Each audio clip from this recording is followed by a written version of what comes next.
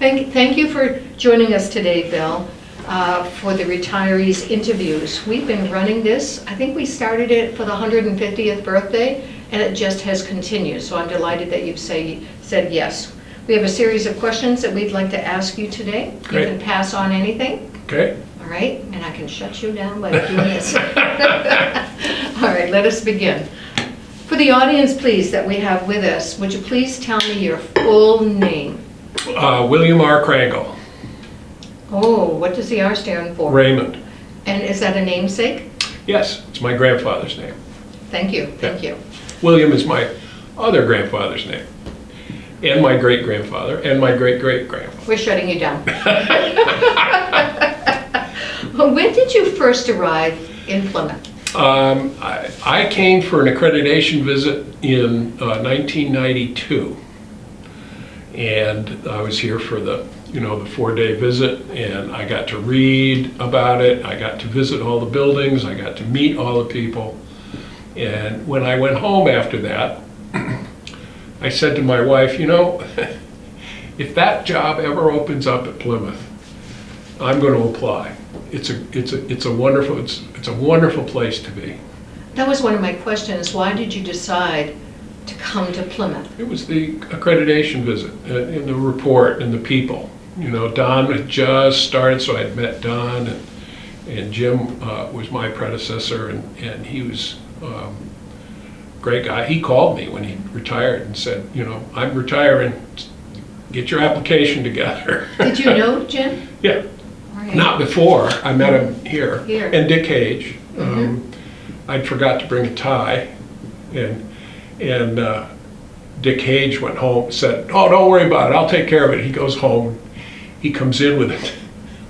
Dick's sense of humor. He comes in with a little kid's tie. It's got children all over it, or balloons, or clowns, or something. So I wore it. Dick Hage, are you listening, watching this right now? When you came here, then, would Plymouth have been Teachers College, state, or university? College. Thank you. Yeah. Thank you. Can you remember your first year salary? 80s, I think. 80s. All right. All I right. think. Yeah, because it was a nice bump from where I was at Lindenville. Please, let's go backwards then. Where were you prior to Plymouth? Linden State College in Vermont, and prior to that I was at Johnson State, and prior to that I was a CPA in Montpelier. So you spent how many years at these other institutions? You come to Plymouth and you spent how many years here? I was 15 at those, and 95 to, I don't know, 20 years here, I guess. You can remember when you came, but you can't Remember when I left, right? Oh my Well, God, the leaving part was not, Sarah Jane was here at the time, and so it was not a direct route out the door. She liked to keep people active and here. So I went to halftime for a couple of years. And then I went to as a consultant for Steve, and I helped him with energy and utilities and other Well, stuff. let's talk about your position here. What responsibility was it? What would you call it? I was the chief financial officer. I don't remember the title, actually, business manager, maybe something along that line when I started, vice president of something when I left, because Don raised us all up so that we were equal with the other institutions in the system. I was basically responsible for all the finance aspects of the university when I arrived. I had HR and contracts and budget and all of that, any capital investments and those kinds of things. So can you tell us how many employees you might have had underneath you? When I came, not a clue. Would it have increased Yes. from here to here? Yeah, because as we went along, I took over physical plant, which is huge in terms of people. I had Ellen, of course, she was the best. We have to say her last name. Ellen Shipping. she worked here as a student and then worked in physical plant and worked her way up to be the director. And it's a great story, and she was wonderful, and the staff just adored her, but she got the job done. A good combination of skills. Good enough. Um, Good enough.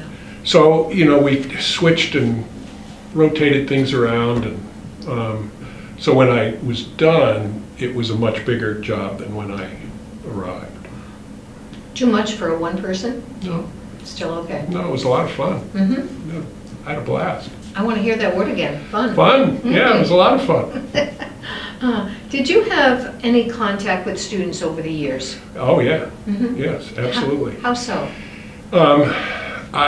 Well, going back to when I was at Johnson, I had a president who required all senior administration to teach. It was part of your job description. We all had to teach because we all had to understand what was going on in the classroom, and et cetera, et cetera. And it was a great experience. So I tried to do that when I first came. It was a little much to add a class to an already busy schedule and having 2 teenagers at home. So I didn't continue doing that here, but I enjoyed interaction with students, so I always made an attempt wherever and whenever I could. I would invite them to join me for job interviews of other senior staff positions. I always went to at least 2 or 3 student government meetings a term, Sunday nights. Students, is that Tough. what I Student had government. as student senate? Yes, Same student thing. senate, yeah. Thank you. Yeah. And we had a great working relationship with student government all the time I was here. They were such a wonderful organization and responsible, but they were because they were informed. They knew what was going on. And when we started doing buildings, this one, we had students on the design and construction committees, and we carried that across campus. When we were starting to replace furniture in the dormitories and the classrooms, we would have vendors bring in their stuff, and we'd invite students in to give us their, this is the one we like the best. See, that seems so important to me, to have student represented on these kinds of committees. Yeah, and obvious. I mean, they're our client, we're here to serve them. So, and that's one way we can serve them. So I always enjoyed that. I always enjoyed the contact. It was a small number of students. It wasn't a broad across the campus. Can do that. But I always had contact with great students, and it was always fun. It's the best part of it. Yeah. Mm-hmm. Yeah. Can you go backwards to the very first years and just talk a little bit, what was it like for you when you've applied it? You had your 2 teenagers at home, and then the responsibilities seemed quite high, heavy. Well, Yeah. they were, but if you have good people, and there would emergencies would happen, and catastrophes, and all kinds of things would happen, and it'd be stressful. But if you have good people and you work for good people, it's manageable. It's manageable, and I was thinking about this morning, and we had several very good boards. John Lynch, who was governor, was the chair of one of the first boards after coming, and he really tried to focus us on looking internally to the reason why we're here, why the board was here, because boards tended to think they worked for the state, so their role was to keep the price down, control spending. They were controllers, not enablers. And John changed that, and then we moved on to the next. Andy Leitz became chair, and it just took off from there. And we were able to deal with deferred maintenance. We worked with the legislature. They understood what our needs were. And it really helped. Ed McKay in the system office was absolutely wonderful. That's great. And helpful. And they weren't blocking, we were a team. And so that made it pleasant. Sounds like they had a vision. They knew how to get from here to there. And they wanted to get from here to there. I love it. Yeah. I love it. You've been here for quite some time. You remember when the student population started to grow, the buildings started to grow as well as modify? Oh, yes. I mean, since my 82, when I first started in higher education, I've been through the enrollment waves that come and go, and unfortunately they're into a go right now, which makes it extremely difficult putting budgets together and the like when you have those kinds of swings. But on the highs, when the numbers are there, it's wonderful, because it does allow you to do things that you otherwise weren't able to do. So we deferred maintenance here was a serious problem because of the state refused to replace our boiler plant before I came. And so we had to go out and find, and Jim did this, my predecessor did this.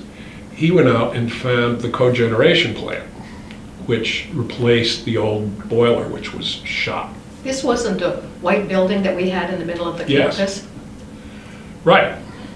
It was a disaster. That was here when I did the accreditation visit. It was a disaster. And it had to be replaced. And the governor at the time refused to support its replacement. So we did the cogeneration thing. We've hired a company. We had a 25-year contract with them. We were locked in, so we took some real risks. And I think ultimately in the end it paid off. Not quite the way they'd expected it would pay off, but it did. And it served us well. But deferred maintenance was a severe issue. You come out in the cold in the middle of the winter, and you'd see the steam coming up out of the ground, and that was our heat for the campus. It just because it was full of holes. So we had to replace that, and the science building was quite old, and we did an addition we gutted the place. And did an addition and put in all new. It was great. With this building was the same way. I remember the discussions about where to move the books and what to do with the books during construction and all of those kinds of details, which was just great. I mean, those are problem-solving issues which are just fun to deal with. That's good. And then, we upgraded rounds. We added the new Langdon Woods, which was a great addition and a great accomplishment for the university. We were one of the first, what did they call it? We won an award, an environmental award for the building because of the way we built it. And then we got to Mary Lyon, which was the most fun of all because it was such an old building. It was built in 1912, and we had to make a decision. We were either going to cut it down, raise it, and build something in its place, or fix it. And even though it was more expensive to fix it, it was the right thing to do because it's the centerpiece for our campus. And it has such character. It does, and we kept that character when we redid it. We got more space out of it by opening up the basement, which hadn't been used before, or was used as a mechanical space. And we made rooms and bathrooms that students to help design. and they loved it. We had a great time. Thinking backwards, was there someone here at Plymouth State University, that had an influence on you when you first arrived?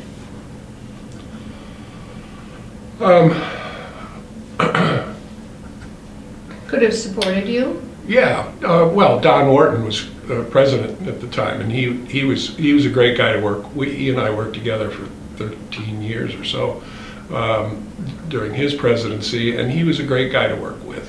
And I say with, I never felt as though, I had anybody above me snapping a whip.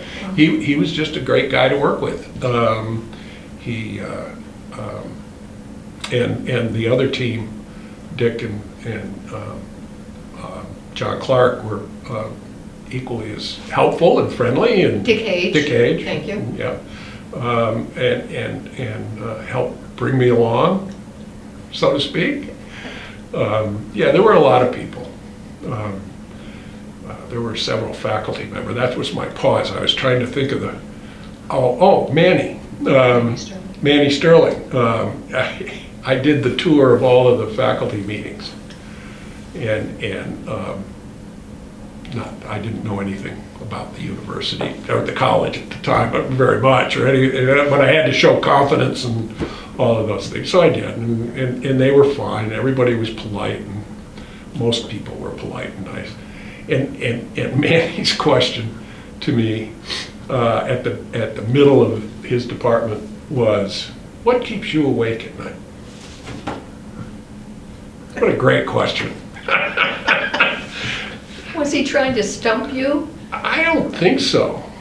Well, Manny never. No, I've known him long enough now that I know that that's not what he was trying to do. He was trying to draw out from me what kind of a person I am, I think. Well, talking about the type of person, what influence do you think you have had on this institution? I'm trying to switch it. Over the years, yeah. What have you brought? I tried to bring openness, honesty. The budget was always an open book. There was no secrets. We put it here in the every year. We put the budgets out here in the library, and they were free for people, with the salaries included. So all of that was an open book. When we did construction, we brought people in. Brian Eisenhower actually ran a class during one of the, I think it was Langdon Woods, because sustainability was relatively a new concept at the time, or at least it was here. And so he brought a class in and did a whole class around the planning and preparation for the building of that class. Those kinds of things they were great. They were great. Impressive.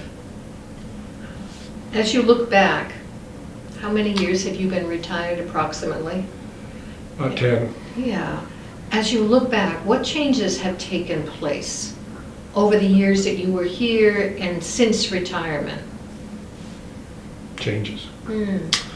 Physical changes? Well, physical changes. When Steve came, we were in the middle of, we had finished the master plan for the Holderness campus, and we were in the middle of planning and designing the hockey arena, and or the ice arena, and Sarah Jane was active, and that was she made that her #1 project. So I worked with them and helped with the board, and because Steve was new and he had his hands full with everything else. A capital project can take some time. So we did that, and then he took on the, I don't know what they call it, the big track building. Allwell Center? I think, yes, that's what it is. And the work that's been going on over there. So, all of that's been moving ahead. Brian Eisenhower has been working on sustainability and is still our director of sustainability, and has done some, nice work there. And that continues. I think Sarah Jane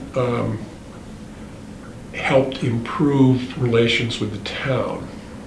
That was one of her charges that she'd been given, because no matter what we did, Don was very frustrated by, I shouldn't say that, but Don was very frustrated by trying to integrate college and town. There was just a group of people in town who they just wanted to complain about us and about our students. The guys that are ripping up plants in people's gardens. I don't blame people for being angry about that. And if we could have found out who they were or caught them, we would have dealt with them ourselves. But anyway, so Sarah Jane came in, and with her magic, she was able to work with the selectmen and quiet that whole side of the operation down. And I think that continues. It pops up once in a while. But I think that's continued, and that's been great. That's been really great.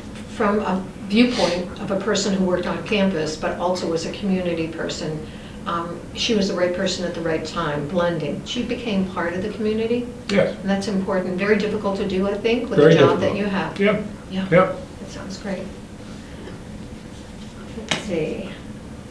I try to finish with this one. What changes, if any, have we learned from our past at Plymouth State that would entice people to come here, even make it a better place? What kind of changes have we learned from our past during the tenure that you had here that makes it a better place? And you've cited some of them already.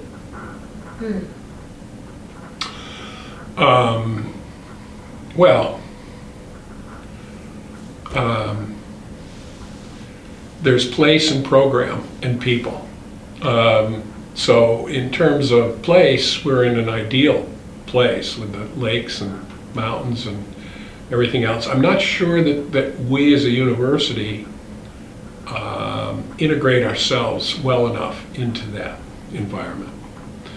But I don't know exactly how we could do that better.